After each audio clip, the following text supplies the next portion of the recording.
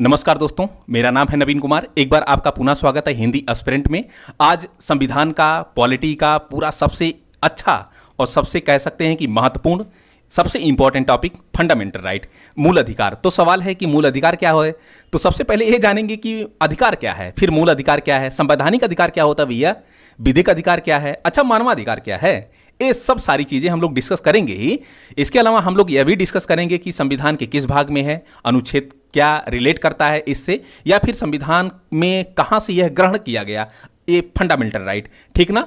और यह मैं आपको बताते चलूं कि यह चाहे प्री का एग्जाम हो या मेंस का एग्जाम हो, सबसे ज़्यादा क्वेश्चन अगर पूछने वाला टॉपिक है पूरे संविधान से तो फंडामेंटल राइट है। देखिए, चूंकि सुप्रीम कोर्ट या हाई कोर्ट के जो कुछ डिसीजंस होते हैं, ज़्यादातर निर्णय इसी फंडामेंटल राइट्स को बेस बनाकर दिए जाते हैं। चूंकि देखिए, क्वेश्चन भी अगर आया हुआ है कुछ तो सुप्रीम कोर्ट के डिसीजन से भी लेकर आया हुआ है। आपको पता होगा वर्ष 2018 में एक क्वेश्चन आया था कि अगर आपको मनपसंद की शादी करनी है तो संविधान का कौन सा अनुच्छेद सहारा देता है। आर्टिकल 21 निजता का अधिकार, जब पुट्टा स्वामी केस में परिभाषित किया गया था 2017 में, ठीक ना। तो खैर आते हैं इसी इंपॉर्टेंट टॉपिक को हम लोग डिस्कस करते हैं। तो पहले तो हम लोग एक चीज ये देखेंगे कि एक ही पेज में थोड़ा सा इसके सार को देख लेते हैं कि कैसे क्या क्या प्रावधान संक्षिप्त रूप से दिया गया है, ठीक ना। तो अगर मैं कहूं कि भाई मूल अधिकार कहां से ग्रहण किया गया, अमेरिकी संविधान से ग्रहण किया गया। संविधान के किस भाग में है, भाग 3 में है। अनुच्छेद 12 से लेकर 35 तक संविधान में आपका मूल अधिकार की चर्चा की गई है। अच्छा भैया, क्या मूल संविधान में मूल अधिकारों की संख्या कितनी थी? 7 थी, लेकिन वर्तमान में कितनी है मूल अधिकारों की संख्या? 6, मतलब एक कम हो गई है। एक जो कम हुई है वह संपत्ति का अधिकार है, ठीक ना। तो संपत्ति के अधिकार को 44वां संविधान संशोधन 1978 के द्वारा संपत्ति के अधिकार को मूल अधिकार की श्रेणी से हटा दिया गया और एक विधिक या कानूनी अधिकार बनाकर अनुच्छेद 300 का में डाल दिया गया है, ठीक ना। तो वर्तमान में आपके इतने समय 6 मूल अधिकार हैं। इसका मूल अधिकारों का संरक्षक कौन होता है? तो न्यायपालिका होती है। मूल अधिकार व्यक्तियों को जो प्रदान किए जाते हैं या राज्यों के विरुद्ध प्रदान किए जाते हैं, तो खैर डिटेल से हम लोग डिस्कस करेंगे। इसके अलावा यह भी थोड़ा सा जान लेते हैं कि मूल अधिकार 6 मूल अधिकार इतने समय है। समानता का मूल अधिकार है, स्वतंत्रता का मूल अधिकार, शोषण के विरुद्ध अधिकार, धार्मिक स्वतंत्रता का अधिकार, शिक्षा एवं संस्कृति का अधिकार, संवैधानिक उपचारों का अधिकार, ठीक ना भैया। तो खैर हम लोग पहले मेंस का थोड़ा सा क्वेश्चन देख लेते हैं कि मेंस के क्वेश्चन किस प्रकार पूछे जा सकते हैं या पूछे गए हैं, ठीक ना। खैर, विधि का शासन, रूल ऑफ लॉ को पूछ रहा है। डायसी की एक पुस्तक थी रूल ऑफ लॉ, ब्रिटेन के एक जाने माने राजनीतिकविद थे डायसी। तो डायसी की एक पुस्तक है रूल ऑफ लॉ, उसी से एक क्वेश्चन है कि वर्ग अनुच्छेद जब आप 14 पढ़ेंगे तो उसमें 2 प्रकार की चीजें दी गई हैं, एक विधि के समता और दूसरा विधि के समान संरक्षण। जो विधि के समता है यही तो रूल ऑफ लॉ है, मतलब विधि का शासन है। मैं बताऊं कि विधि का शासन जो है एक कॉन्सेप्ट ब्रिटेन से लिया भी गया है। तो वही पूछ रहा है कि विधि का शासन क्या है। तो हम लोग जब अनुच्छेद 14 पढ़ेंगे डिस्कस करेंगे। कह रहा है कि भारत का संविधान किस प्रकार इसकी स्थापना को सुनिश्चित करता है। फिर भारत के संविधान में समता समानता का मूल अधिकार की समीक्षा के लिए अनुच्छेद 14 से लेकर 18 तक ए समानता का मूल अधिकार है, ठीक है ना। तो खैर इसको हम लोग डिस्कस करेंगे। फिर भारतीय संविधान द्वारा प्रदत्त 6 मूल अधिकारों का किस प्रकार युक्ति उक्ति निर्बंध प्रत्यारोपित किया गया, मतलब कि मूल अधिकारों पर भी प्रतिबंध आरोपित किया जाता है। आप पढ़े होंगे कि आपातकाल में मूल अधिकारों पर निलंबन भी कर दिया जाता है मूल अधिकारों का, ठीक ना। इसके अलावा राष्ट्र की संप्रभुता की जब बात आती है, एकता और अखंडता की बात आती है, लोक व्यवस्था की बात आती है, न्यायालय की अवमानना की बात आती है, तो भी यहां पर मूल अधिकारों पर जो है युक्त प्रतिबंध लगाए जा सकते हैं, ठीक ना। खैर ये हम लोग डिटेल से डिस्कस करेंगे मेंस वाले सेगमेंट में। भारत के संविधान में अल्पसंख्यक वर्ग, देखिए अल्पसंख्यकों को जो है अनुच्छेद 29 और 30 में थोड़ा सा भाषाई और धार्मिक आधार पर परिभाषित किया गया है। खैर जो अवधारणा है उसे समझाइए, ठीक ना। इसके अलावा संरक्षण के लिए इनके जिन रक्षोपाय का प्रावधान किया गया है उनका भी उल्लेख कीजिए। तो जब हम अनुच्छेद 29 और 3 संस्कृति एवं शिक्षा का अधिकार पढ़ेंगे तो उसमें पढ़ेंगे क्या स्वच्छ पर्यावरण के अधिकार में दीपावली के दौरान पटाखे जलाने विधिक विनियमन भी शामिल है। क्या मतलब कह रहा है कि एक तो पर्यावरण, स्वच्छ पर्यावरण का अधिकार है और आर्टिकल 21 का पार्ट है स्वच्छ पर्यावरण का। आप ये एसपी मेहता बनाम भारत संघ का मामला आया था, तो उसी एसपी मेहता बनाम भारत संघ के मामले में स्वच्छ पर्यावरण का अधिकार दिया गया था, आर्टिकल 21 का पार्ट माना गया था। तो कहा जा रहा है कि इसके अलावा जब दीपावली आती है तो दीपावली में लोग पटाखे भी जलाते हैं, तो उसी पटाखे से कहीं ना कहीं पर्यावरण दूषित होता है। तो सवाल है कि क्या आपको पटाखे जलाना ज़्यादा इंपॉर्टेंट है या फिर स्वच्छ पर्यावरण का आपको ज़्यादा इंपॉर्टेंट है आपके लिए, ठीक है ना। तो खैर इन्हीं सारी चीज़ों को हम लोग डिस्कस करेंगे। ये मेंस का आपका टॉपिक है। ये मेंस का क्वेश्चन है स्वच्छ पर्यावरण को लेकर और दीपावली में पटाखे जलाने को लेकर। इस पर माननीय सुप्रीम कोर्ट का डिसीजन भी आया, उस निर्णय को भी हम लोग डिस्कस करेंगे। ठीक, फिर भारत में अनिवार्य प्राथमिक शिक्षा, देखिए प्राथमिक शिक्षा जो है वह 3 चीजों से कोरिलेट करती है। 86वां संविधान संशोधन 2002 लाया गया और अनुच्छेद 21(1) का जोड़ा गया और अनुच्छेद 21(1) का जोड़ के एक जो शिक्षा है इसको मूल अधिकार बनाया गया। वहीं पर जब आप 11वां मूल कर्तव्य देखेंगे तो माता पिता का यह कर्तव्य होगा कि अपने 6 से 14 वर्ष तक के बच्चों को वह अनिवार्य शिक्षा उपलब्ध करवाए। फिर राज्य का यह कर्तव्य होगा, जब आप आर्टिकल 45 पढ़ेंगे तो राज्य का यह कर्तव्य होगा कि वह जो है भाई बच्चों को जो है निःशुल्क एवं अनिवार्य शिक्षा उपलब्ध करवाए। ये डीपीएसपी में जोड़ा गया। खैर, हम लोग जो है प्राथमिक शिक्षा को लेकर अच्छे से डिस्कस करेंगे। भारतीय राज्य व्यवस्था में धर्मनिरपेक्षता, तो प्रस्तावना में हमने धर्मनिरपेक्षता को अच्छे से डिस्कस किया।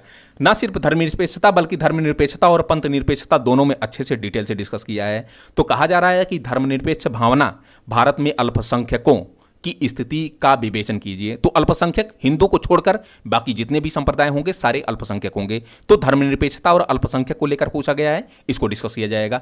चर्चा कीजिए कि भारत का संविधान किस प्रकार समान अधिकार प्रदान करता है। समान अधिकार मतलब कि अनुच्छेद 14 से लेकर 18 ये समान अधिकार मतलब समता का अधिकार, ठीक है ना। तो इसको हम लोग देखेंगे। फिर मेंस का क्वेश्चन क्या है कि हमारे संविधान में प्राण एवं दैहिक स्वतंत्रता, आर्टिकल 21 की बात कर रहा है, किस प्रकार सुनिश्चित की गई है। उच्चतम न्यायालय में अपने विविध निर्वचनों में मतलब कि निर्णयों में इसे किस तरह परिभाषित किया है, इसको हम लोग डिस्कस करेंगे, ठीक है ना। फिर क्या भारतीय संविधान में प्रेस की स्वतंत्रता मतलब कि वाक एवं अभिव्यक्ति की स्वतंत्रता, बोलने की स्वतंत्रता ये प्रत्याभूति है, विवेचना कीजिए। तो इसको आर्टिकल 19 जब हम पढ़ेंगे अनुच्छेद 19 तब डिस्कस करेंगे।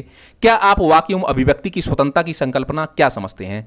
आप वाक एवं अभिव्यक्ति की स्वतंत्रता से की संकल्पना से क्या समझते हैं। इसकी परिधि में घृणा वाक भी आता है, घृणा वाक, ठीक है ना।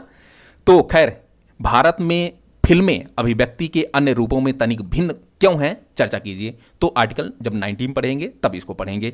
वर्तमान भारतीय परिप्रेक्ष्य में समलैंगिक संबंधों को मान्यता देना व्यक्तिक स्वतंत्रता की मांग के अनुकूल प्रतीत होता है। समलैंगिक स्वतंत्रता, देखिए जब आप जो है समलैंगिक मतलब कि धारा 377 पढ़ेंगे तो सुप्रीम कोर्ट ने जो है समलैंगिकता को जो है मान्यता दे दी है, ठीक है ना। तो लेकिन एक तरफ आपकी ये देखिए आर्टिकल 21 का सहारा लेके जो है कहीं ना कहीं सुप्रीम कोर्ट ने इसको दिया है, ठीक। इसके अलावा खैर ये व्यक्तिक स्वतंत्रता, निजता का अधिकार, लेकिन वहीं पर एक संस्कृति और अपनी सामाजिक वैल्यू भी इंडिया का कुछ झलकती है, ठीक है ना, कि सामाजिक और सांस्कृतिक परिवेश से क्या यह निरपेक्ष होनी चाहिए कि नहीं होनी चाहिए। इस संदर्भ में आप अपना विचार प्रस्तुत करेंगे। ये मेंस का क्वेश्चन है। फिर क्या आप इस बात से सहमत हैं कि भारत सरकार को सरकारी क्षेत्र की तथा निजी क्षेत्र में भी आरक्षण की व्यवस्था लागू करनी चाहिए। अपने उत्तर के पक्ष में तर्क आपको देना है। तो जिस तरह सरकार सरकारी क्षेत्रों में जो है आरक्षण देती है कि क्या सरकार के द्वारा निजी क्षेत्रों में भी आरक्षण उपलब्ध करवाया जाना चाहिए, ये आपको डिस्कस करना है। हाल ही में माननीय सुप्रीम कोर्ट के द्वारा कुछ निर्णय आए हैं, निर्णय के आलोक में बताना है कि समान कार्य के लिए समान वेतन। जब आप आर्टिकल 39 घ पढ़ेंगे, ठीक ना भैया, आर्टिकल 39 घ, तो उसमें समान कार्य के लिए समान वेतन मतलब कि एक महिला भी अगर 8 घंटा काम वही काम कर रही है क्लर्क वाला, एक पुरुष भी 8 घंटा काम क्लर्क वाला कर रहा है, लेकिन दोनों के पेमेंट में अंतर प्राइवेट सेक्टर में दिखता है। तो वही कहा जा रहा है कि कम पुरुष का जो है पेमेंट अगर 20,000 है तो महिला का 12,000 में निपटा दिया जा रहा है। तो समान कार्य के लिए समान वेतन, इसको क्या चुनौतियां इसमें हैं, इसको कैसे दूर किया जा सकता है, इस आपको डिस्कस करना है। फिर खैर ये हमने मेंस का क्वेश्चन देखा तो हमने बताया कि भैया अधिकार को हम डिस्कस करेंगे। अच्छा, संवैधानिक अधिकार को डिस्कस करेंगे। संवैधानिक अधिकारों में 2 प्रकार के अधिकार, एक मूल अधिकार आता है, दूसरा विधिक अधिकार आता है। फिर एक हम मानवाधिकार को भी डिस्कस करेंगे, ठीक है ना। खैर तो सवाल है कि राइट क्या है, अधिकार क्या है। अधिकार देखिए कुछ ऐसी मूलभूत आवश्यकताएं होती हैं जिसे राज्य संरक्षित करता है अपने नागरिकों के लिए। अपने नागरिकों को प्रदान करने के लिए राज्य कुछ मूलभूत आवश्यकताओं को संरक्षित करता है, ठीक है ना। इन मूलभूत आवश्यकताओं को सरकार के तीनों अंगों विधायिका, कार्यपालिका, न्यायपालिका के द्वारा बनाए जाते हैं नियमों और कानूनों के माध्यम से, फिर उसे प्रदान किया जाता है। यही अपना अधिकार कहलाता है, यही राइट कहलाता है। जैसे शुद्ध जल के ऊपर अगर कोई कानून बना दिया जाए, स्वास्थ्य, पर्यावरण वगैरह वगैरह, ठीक है ना। तो ये आपका राइट हो गया। तो सवाल है कि संवैधानिक अधिकार क्या है। तो संवैधानिक अधिकार कुछ ऐसे अधिकार होते हैं जिनको संविधान में वर्णित कर दिया जाता है, जिनका उल्लेख संविधान में होता है। ऐसे महत्वपूर्ण अधिकारों को हम संवैधानिक अधिकार कहते हैं। सुनना जरा, अधिकारों में कुछ ऐसे अधिकार होते हैं जो अति आवश्यक होते हैं, जिसे संविधान में वर्णित किया जाता है, संवैधानिक अधिकार कहते हैं। और इसी संवैधानिक अधिकार में मौलिक अधिकार भी आता है, विधिक अधिकार भी आता है। तो सवाल है कि मौलिक अधिकार और विधिक अधिकार में अंतर क्या है। मौलिक अधिकार ये अति आवश्यक इंपॉर्टेंट, काफी इंपॉर्टेंट जो है अधिकार राइट्स होते हैं जिनका उल्लेख हम संविधान में करते हैं। इसमें सबसे ज्यादा इंपॉर्टेंट ये है कि इसका अगर आपका उल्लंघन हुआ है मूल अधिकारों का या मौलिक अधिकारों का तो आप डायरेक्ट सुप्रीम कोर्ट जा सकते हैं। लेकिन अगर विधिक अधिकारों का, अगर कानूनी अधिकारों का अगर वायलेशन होता है तो आप डायरेक्ट सुप्रीम कोर्ट नहीं जा सकते हैं।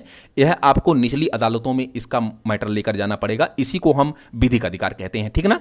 खैर, संविधान में उल्लेखित कुछ ऐसे अधिकार जिनके उल्लंघन पर हम प्रत्यक्ष रूप से सुप्रीम कोर्ट ना जाकर अपने अधिकारों के संरक्षण के लिए निचली अदालतों में जाते हैं, ऐसे अधिकार को विधिक अधिकार कहते हैं, ठीक ना भैया। खैर, मूल अधिकार में और समझते हैं कि यह मूल अधिकार न्यायालय द्वारा बाध्यकारी होता है और कानूनों के माध्यम से संरक्षित होता है। तो ऑफकोर्स यह भी विधिक अधिकार भी न्यायालयों के द्वारा बाध्यकारी होगा और कानूनों के माध्यम से संरक्षित होगा। सवाल है कि मूल अधिकारों के हनन पर हम अनुच्छेद 32 का सहारा लेके विशिष्ट रिटों के माध्यम से कार्रवाई करते हैं। कार्रवाई इसकी होती है अगर हमारे मूल अधिकारों का उल्लंघन हुआ है, ठीक है ना। खैर, कानूनी अधिकारों के उल्लंघन पर निचले अदालतों और सामान्य प्रक्रियाओं के माध्यम से कार्रवाई होती है। यहां पर सुप्रीम कोर्ट के द्वारा कार्रवाई, यहां पर निचली अदालतों और सामान्य प्रक्रियाओं के माध्यम से।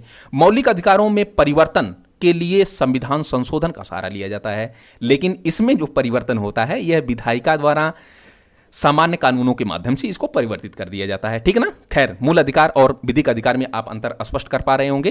केशवानंद भारतीवाद बनाम भारत संघ का मामला जब 1973 में आया तो यही एक मूल ढांचे की परिभाषा, मूल ढांचे की परिभाषा अब की बार जब पीसीएस 2022 हुआ तो वहीं पर पूछा भी गया था कि किसमें मूल अधिकार को, मूल ढांचे को परिभाषित किया गया। केशवानंद भारतीवाद बनाम भारत संघ का मामला। तो केशवानंद भारतीवाद बनाम भारत संघ के मामले के बाद उन मौलिक अधिकारों को संसद या विधानसभाएं संशोधित या परिवर्तित नहीं कर सकती जो बेसिक स्ट्रक्चर से जुड़ा हुआ है। देखिए, मूल अधिकारों में भी कुछ ऐसे फंडामेंटल राइट्स होते हैं, आपको पढ़ाऊंगा, कि उसमें कुछ बेसिक स्ट्रक्चर से जुड़ा हुआ है, कॉन्स्टिट्यूशन के बेसिक स्ट्रक्चर से जुड़ा हुआ है, उसको टच नहीं कर सकती है ना तो संसद ना तो राज्य विधानसभाएं। सभी कानूनी अधिकारों का समापन या अंशतः परिवर्तन किया जा सकता है, नो डाउट, इसमें कोई दिक्कत नहीं होगी, ठीक है ना। मौलिक अधिकारों को आपातकाल के अतिरिक्त कभी भी निलंबित किया जा सकता है। हाँ, 44वां संविधान संशोधन 1978 लाया गया और इसके माध्यम से कहा गया कि अनुच्छेद 20 और अनुच्छेद 21 को आपातकाल के दौरान भी समाप्त नहीं किया जा सकता।